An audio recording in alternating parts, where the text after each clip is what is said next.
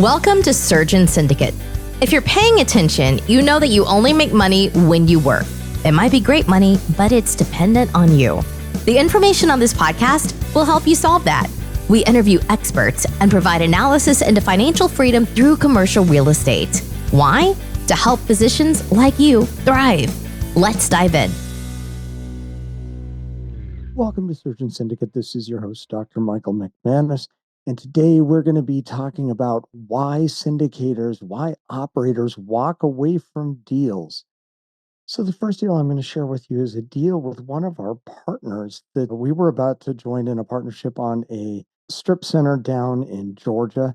It was really, by the initial look at it, was a pretty good deal. The city wanted to see this retail center turned around some. And so it was going forward. It looked like it was going to be really good and have some good returns. But going into it, this is kind of like one of the things that throws out that'll make more sense to you than anybody's ever bought a house, because a lot of it came down to the inspection. Because on the initial inspection, the building looked good, but the biggest concern was the roof. And often, even when you have triple net leases or near triple net leases, the roof is one of the things that typically comes down to the owner. And big flat roofs on a large space like this are very expensive repairs. So in this deal, just on the initial inspection, without getting a full quote on it, it was going to be at least $300,000 and maybe double that to fix the roof. And when you take a project like this and you throw in that kind of an upfront maintenance cost, it can throw off the entire dynamics. Now, initially, we thought this might be overcomable if we could get a little bit of money back from the seller, but this is where things get tricky, and it depends on the seller. And there's a few more lessons here. But the financing on the deal also went sideways, and it was really because the lender that the partner was using was somebody who operated in this area in the southeast. And on initial discussions, there was not an issue, but it turned out when it went for higher up underwriting, they just said no because they didn't want to be operating in Georgia. Although they operate in that region, they didn't want to go into Georgia.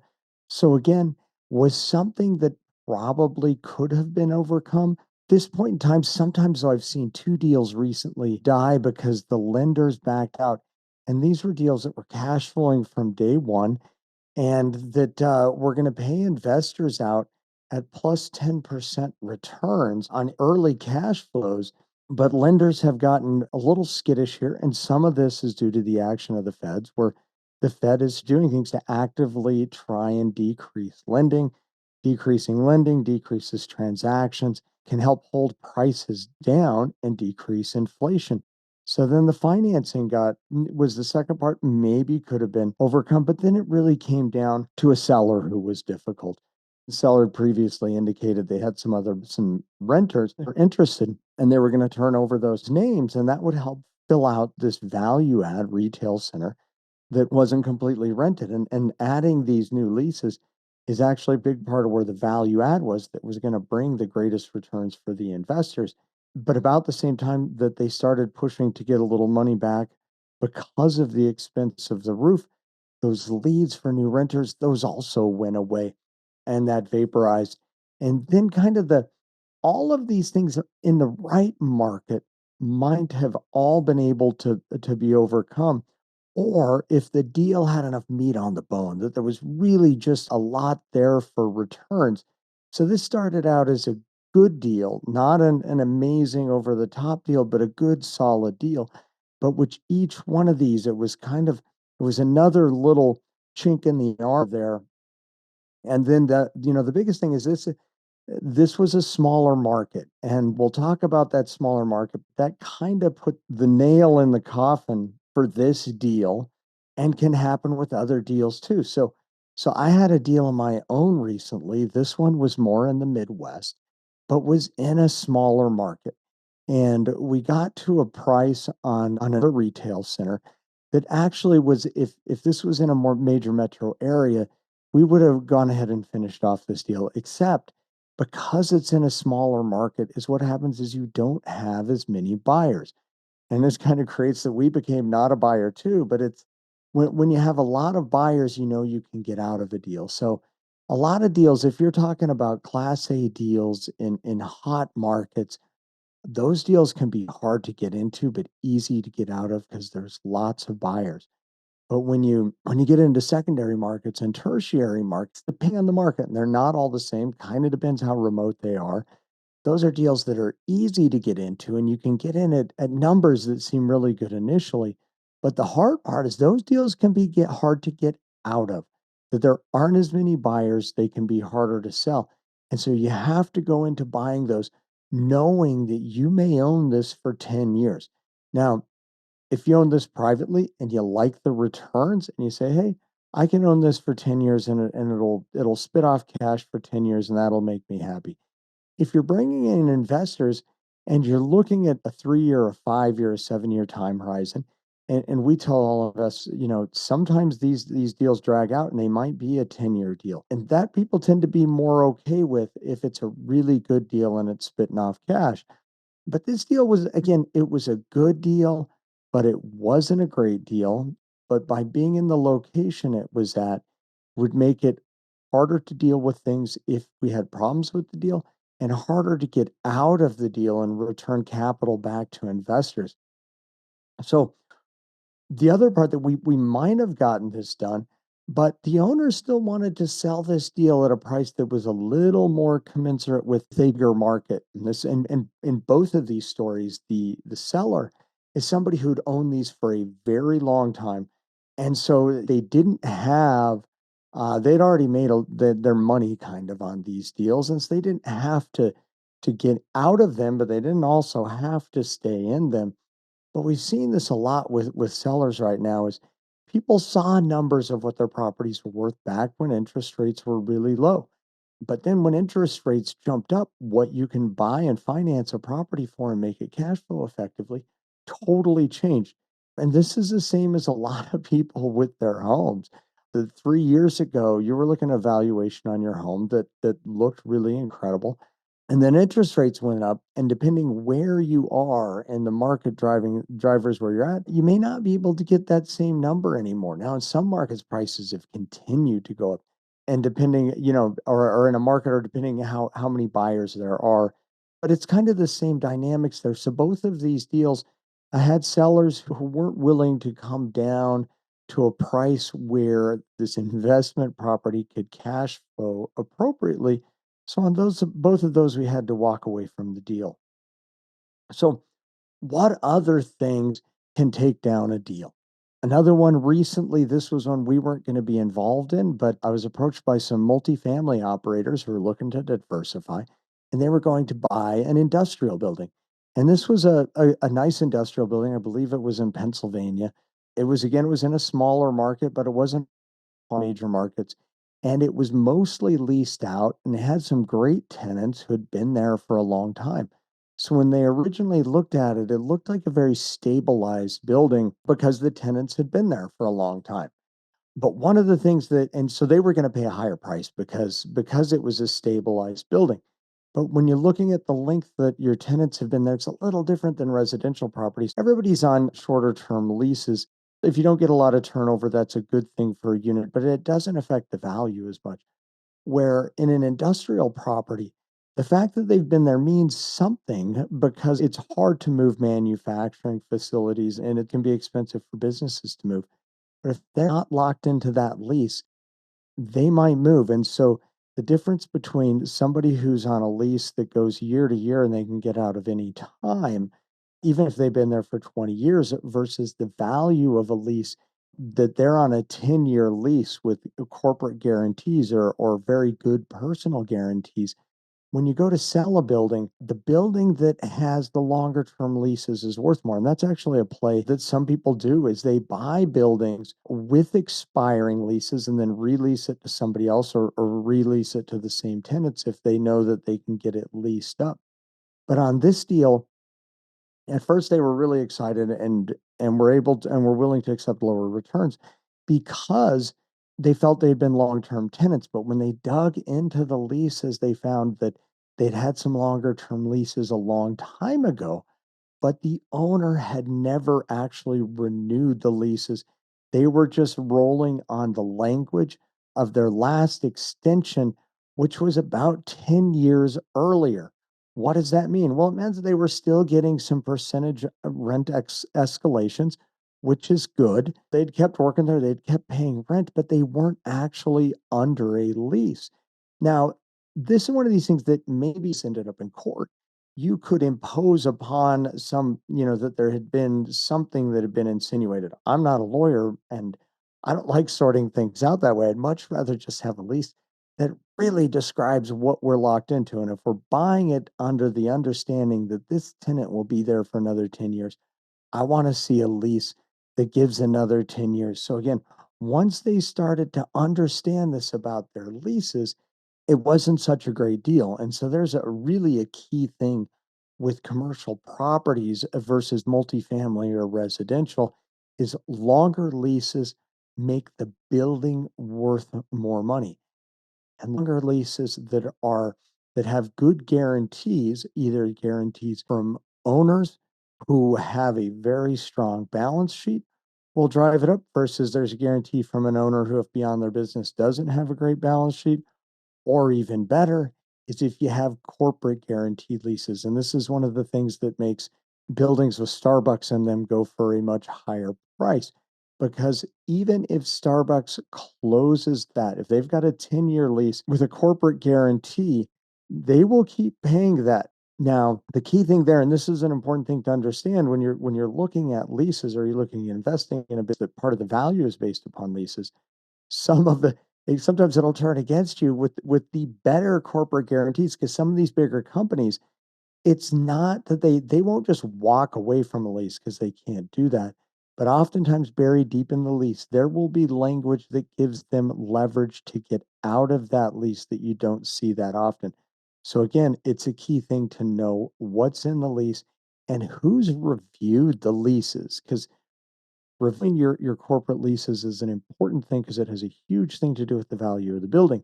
Now, in multifamily buildings, the same thing happens as they go back and they review the leases, because a lot of the time in older buildings, you may have tenants again who haven't signed a lease for years because they've just been continuing on the old lease. So you need to know, and buyers should be doing an audit of the existing leases. Now, the difference with multifamilies, one, they tend to have a lot more leases to review. If you've got a 50 unit building or a 100 unit building, they've got to go through all 100 leases. But the difference is in residential, there are a lot more rules everywhere. The rules differ between city to city and state to state, but there are a lot more rules about what can be in the lease. So what you're looking for in the lease in those situations is not as complex and not quite as crucial. It's more just whether they're on the under the lease, what the price is, and understanding all those things. Because sometimes in a building, the leases haven't been kept up to date. But when you get into a corporate or a commercial lease and a longer term lease, it's how, not just that they have a lease, how long that lease is still in effect, and who's guaranteeing the lease to make sure that it gets paid. We'll get back to our show in just a minute, but first I want to offer you an opportunity to accelerate your learning. My life changed, and my ability to start becoming work optional changed when I gained the people and the knowledge to start investing in commercial real estate. One of the key people there was Ash Patel, and joining his Invest Beyond Multifamily Mastermind. Well, that mastermind is no longer open, but for a fraction of the price, Ash has now made a course. And this is probably the most valuable set of information and quickest way to move along your learning curve. So if you are interested in actively investing in commercial real estate and retail and industrial and office, I would recommend this course to you. We're going to include a pre-sale link both in the show notes. It'll also be on the surgeonsyndicate.com website. And in your checkout, it'll save you another 1%. I know it's not a lot, but every little bit helps if you use the discount code Mike1487. If you're not interested in investing actively, give us a call here at Fortress Capital, and let's talk about what your goals are as a passive investor. But it's time to stop listening, start acting, and let's move your future forward. So what are some of the other deal killers I've seen? Is environmental reviews. I know we've talked about this a little bit on the show before, But when you get into an industrial building, it could be a retail building, especially if there had been a dry cleaner there. Is there any sort of environmental contamination? And this contamination may be from things that the average person won't see. But if there's been a previous mechanic there, they can tend to have some spills depending on how clean they kept their building. Dry cleaning, this is where dry cleaning has been processed, is notorious. It can be very difficult to get a completely, let's say, clean bill of health for the building that allows any types and kinds of other merchants to be leased out to. And the point there being is, if you have a building that was a dry cleaner and you buy it and then you put another dry cleaner in there, that's not going to be such a big issue. But if you can't get the environmental assessments or the environmental valuations, a clean bill of health, you're not going to put a pizza joint in there or even an industrial building that's had manufacturing in it, depending what's in it. What these are called, what you hear these referred to as environmental site assessments or ESA, or you may just hear them called a phase one and a phase two. So, phase one, as the name says, is the first step and it involves a thorough review of records, visual inspections of the property, but there are no soil, air, or water samples typically collected at this time. Now, these assessments are done by a company that does site assessments and they do cost money. They're something that in doing a purchase, it is something that really, unless you have a good reason not to, should at least be looked at every purchase. If there's absolutely no question of any prior contamination and the intended purpose or lease out of this building is not going to be any businesses that will require a clean bill of health on the building as long as there's no potential problems, then you may not even need a phase one, or a phase one may be enough. Now, if there are problems or questions of any sort that come into the phase one, then you go to a phase two environmental site assessment. And this involves actual physical sampling of soil, groundwater, building materials to analyze for contaminants. Now, sometimes you can get away with them not being super expensive, depending on the property and whether you can get to it. If this is a ground up development and you've got bare ground, it's a lot easier to come in and scoop up dirt or dig holes or wells to sample things. But if you have a building that's already on the site, sometimes there may be some destructive testing to get these done. And the phase two tends to be much more expensive. And once in a while, you'll even have sellers who will battle and may not even approve. And they may, depending on the nature of the contract and what lets either party out, if they don't want that phase two done, and I've seen this just once before, they didn't want to have had a formal phase two that the property failed. Now, final consideration here when we're looking at environmental site assessments and certifications is that this can actually be a value add play. And I've seen this one time where there was a site that was in an area that was of high value, but had been passed on by multiple people because there were environmental issues.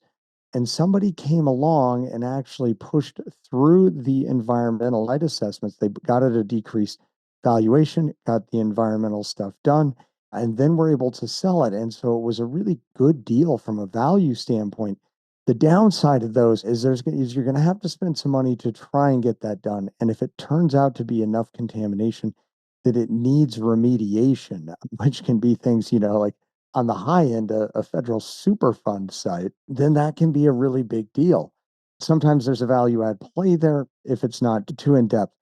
So, other environmental certifications, and it was funny, I just saw this. I didn't even think about it when I was talking about environmental stuff, because that's usually what people who are actively investing are talking about if they're talking about an environmental assessment. But if you were in some markets, and probably in California, it's a big deal. There are environmental certifications that are more about being environmentally friendly. One is called LEED, LEED, which stands for Leadership in Energy and Environmental Design. This is a certification of a building showing that the building has met certain standards for sustainability and efficient use of resources, such as water, energy, air quality, and environmentally preferable materials. Depending on the market, sometimes you can draw higher rents for a LEED certified building. If it's something that there's enough tenants want to have that either as just part of the way they operate their business or something that they want to promote to their employees and their customers. Energy Star certification is a similar thing. This certification shows that buildings use less energy, are less expensive to operate, and cause fewer greenhouse gas emissions than their peers. And a final one is BREEAM, which is BREEAM, Building Research Establishment Environmental Assessment Method. And this is one that I hadn't seen this one before until I was doing a little research and came upon it. But same thing, sustainability assessment for infrastructure and the quality of the buildings and how long they will last. So just if you see those types of things are more for niche markets where you're going to have more concern about environmental factors. Typically, if you're talking about an industrial building, especially, these environmental site assessments are the things that will be talked about if somebody is talking about needing an environmental assessment or certification. All right, so we're going to cut that off there. This again was just diving into a little bit of due diligence and some of the things that operators and maybe looking at talking about to investors, just so you got that extra stuff that you can ask questions about and know what they're talking about. So thank you for joining us on this edition of the Surgeon Syndicate, and join us again soon. We'll get back to our show in just a minute, but first I want to offer you an opportunity to accelerate your learning. My life changed, and my ability to start becoming work optional changed when I gained the people and the knowledge to start investing in commercial real estate. One of the key people there was Ash Patel and joining his Invest Beyond Multifamily Mastermind. Well, that mastermind is no longer open, but for a fraction of the price, Ash has now made a course. And this is probably the most valuable set of information and quickest way to move along your learning curve. So if you are interested in actively investing in commercial real estate and retail and industrial and office, I would recommend this course to you. We're going to include a pre-sale link both in the show notes. It'll also be on the surgeonsyndicate.com website.